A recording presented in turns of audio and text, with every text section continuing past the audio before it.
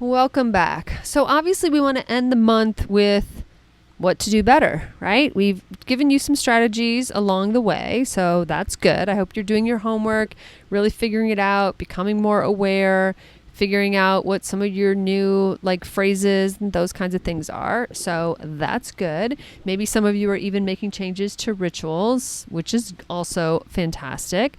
But in this one, we want to talk about your default, okay? Because when we are under pressure, when something goes wrong, when something, is pushing on us, whatever it is, we have default behaviors, right? Default reactions in this case. But even in life, we have sort of we have many default behaviors, all right? Our dogs have them too. We can observe that easily. So whatever that is, your default is going to show up when you are under stress. And in this case, especially for the sake of this month's topic, our default behavior is likely a loop that we don't want. Otherwise, we wouldn't even be talking about it. It wouldn't be a big problem. Okay? So we want to make sure that we're not just going on autopilot. We're not just letting this default reaction happen and then everything else is on autopilot. Okay? We don't want to just be overthinking. We don't want to be all tensed up or disconnected or whatever our autopilot, our default is. Okay?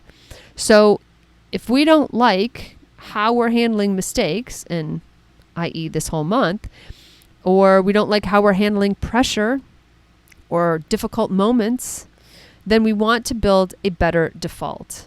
Now, building a default is not easy because it is our default after all, right? And we didn't just come up with a new default last week. So most likely, whatever default you have, okay, whatever is your another way to say it is a knee jerk, right? Your knee jerk reaction. But whatever your default you've probably had it for decades. Okay, it showed up in other ways and other things and other parts in your life. Maybe you were competitive, as a youngster, maybe not, but you have some amount of default. And what's interesting is most of us spend more than 90% of our time prepping for the best case scenario, assuming the perfect run, the smooth plan, the flawless handling, okay? But pressure, for instance, doesn't care about our perfect plans, okay? Not all the proofing in the world, right? So stress, even a good stress, I enjoy competition, but that is a stressor. It just happens to be a positive stressor for me that sometimes can also be negative because I also get nervous, okay? So stress, whatever that is, exposes our defaults, our default behaviors, our default reactions. So those are the ones we've repeated unintentionally so many times that another word for them is also habits. Some people repeat them so much that they're a personality, right? Have you ever had described somebody and you're like, oh, that guy just flies off the handle all the time. You're describing it like a personality trait, but what it really is his default reaction to a stressful moment, flying off the handle, right? And it becomes such an ingrained thing, such a habit, that it actually goes to being a personality descriptor. Woo, that is not where we want to end up. At least if flying off the handle is your thing, that's not where we want to end up. So is your default spiraling?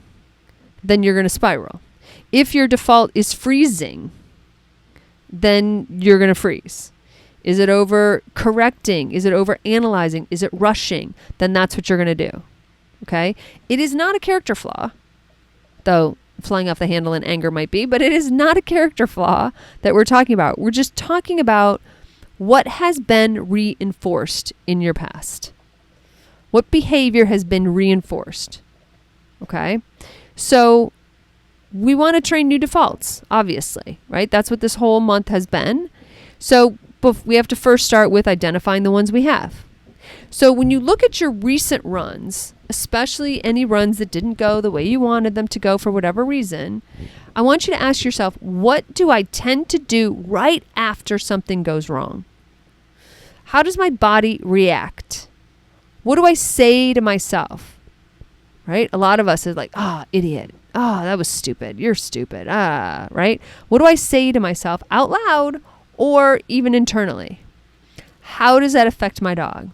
Right? My favorite one, I mean, it's bad, but my favorite one to like visually see is like, the dog takes the wrong end of the tunnel, for instance, and you see the handler, even while the dog's in the tunnel, the handler's shoulders just do that slump thing.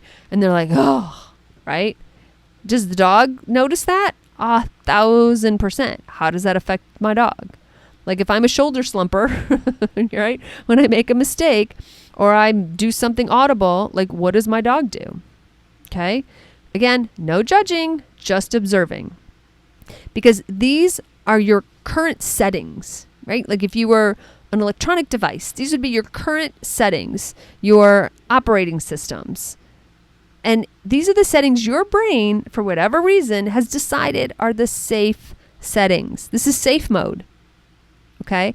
Because the slumping shoulder person is telegraphing to the whole world. What they're really saying is, I know I made a mistake. I know. Don't tell me what I already know. I'm telegraphing with my whole body that I know I made a mistake. Don't come for me. Right? In a way, it's kind of a defensive behavior, right? I know I made a mistake. See, I'm showing everybody, including my dog. I know I made a mistake. Okay? So that defense mechanism, your brain thinks, has been keeping you safe all this time. And maybe it has, because maybe it is the I'm going to notice my mistakes before you do sort of defense. Super rational, honestly, if you look at it from the brain's point of view. Keeps you safe. You're not waiting for someone else to criticize you. You're already like, I know. Okay? So of course we got to flip it. All right? Because what would you rather do? So let's think about it. Your dog goes into the wrong end of the tunnel. Instead of being the shoulder slumper, say that 3 times fast. Instead of being a shoulder slumper person, like what would you rather do? Would you rather ignore it? Would you rather be the one that takes your dog out and be like, good try, and send him back in the correct end? Would you rather just let your dog come out of the wrong end of the tunnel and just be like, let's go, and you just ignore it and you save any reaction for later? Like, what do you want to be? Because guess what? You get to decide. You get to decide how you want to react to these moments. And when we practice it, they go from being a response, right? A thing you actually have to think about and be like, oh yeah, I don't want to slump my shoulders. I actually want to just, smile at my dog and go on to the next obstacle. That's who I want to be. Okay? So that's what you're going to start focusing on. Maybe it's taking a breath. Okay? But for a while, it's going to be a think and respond, but eventually that will become your new habit. And when your dog takes the wrong end of the tunnel or makes a mistake or whatever, because maybe you sent him there, maybe you didn't, we're not going to argue about that. But you're just going to smile. So now your habit becomes smile. And someone watching outside the ring is like, oh my God, you're so good. Even if your dog screws up, you're always smiling. Yeah, I'd much rather someone say that about me than, oh, you're the shoulder slumper girl. Okay? So that then eventually, not overnight, you didn't get these other habits overnight, but not overnight, this is going to be your new default. Smiling when something goes wrong. Okay?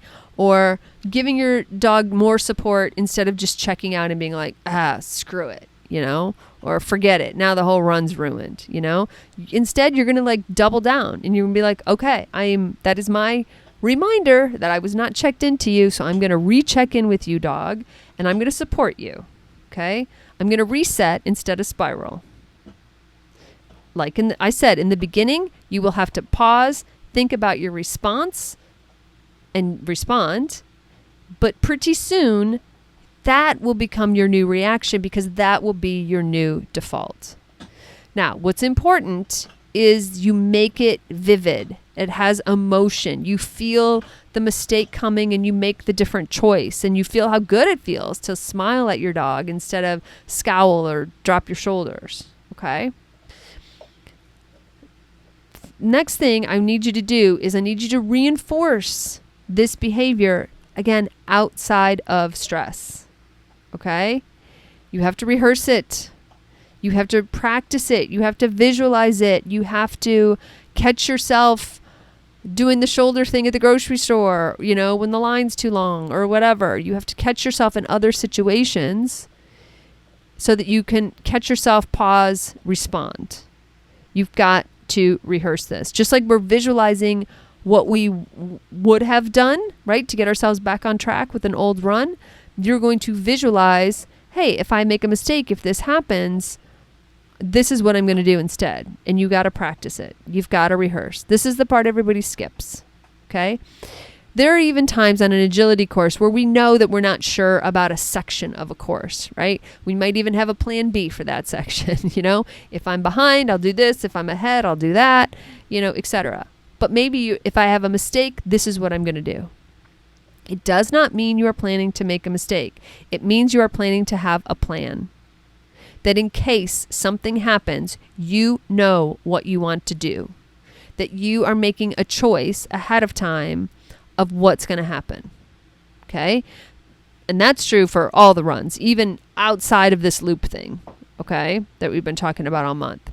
You need to know what you're going to do, how you're going to handle mistakes. When I was running Moxie and we were having all the weave problems and all that kind of stuff, I had to make plans for if she didn't get the weaves, how was I going to treat it? Was I going to run by? Was I going to stop and look surprised? Was I going to shrug my shoulders? What was I going to do? Okay? We have to have those plans. Otherwise, in the moment, we go to our default. And if we don't like our default, because our default always gets us what we've always gotten, and we have to choose a new default, then you better start visualizing and practicing in that. Otherwise, you're not going to have it ready to go when you need it. Okay? All right. Lastly, use your ring bag, your index cards, your mantras, all that other kind of stuff front and center. Okay? Write on it. Mistakes don't mean failure. Or I reset quickly and move forward. Or pressure just means I'm present. Okay? You got to brainstorm your own, right? Those are just mine off the top of my head. Okay? It's not magic.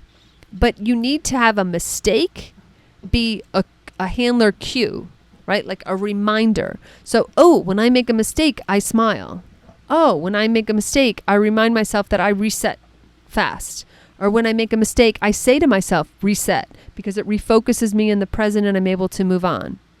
Okay? So it's just like when the bell rings, I get to eat. Then this is when I make a mistake, I'm going to breathe, reset. Tell myself to reset, reconnect with my dog, smile, whatever it is. That's how we build habits. Okay? So I need you to build that habit so that it becomes your new default. But it won't become your new default unless you put a lot of reps behind it, a lot of repetitions behind it. Because your current default, right, is backed by a lot of repetitions. That's why it's so handy. Okay? So to wrap up this month, I want to remind you that you don't have to be perfect. Matter of fact, stop even using that word. Go for excellence. Go for better than you were last month. Go for better than you were last year. Okay? But I just need you to be more aware. And with that awareness, then more intentional. Okay? When you break these loops, it doesn't mean that you're never going to make another mistake. It means they don't define you anymore. It means they aren't emotionally sticky. It means that the stories you tell aren't these grave, tragic tales. Okay? And you stop reacting in the same way. You show up differently. You become the leader of your pack differently. You bounce back a lot faster. And that becomes your new default. That a mistake actually brings you back faster and stronger. Well, that feels like a lot better of a default behavior, doesn't it? Okay. I hope this month has been helpful, and I will talk to you later.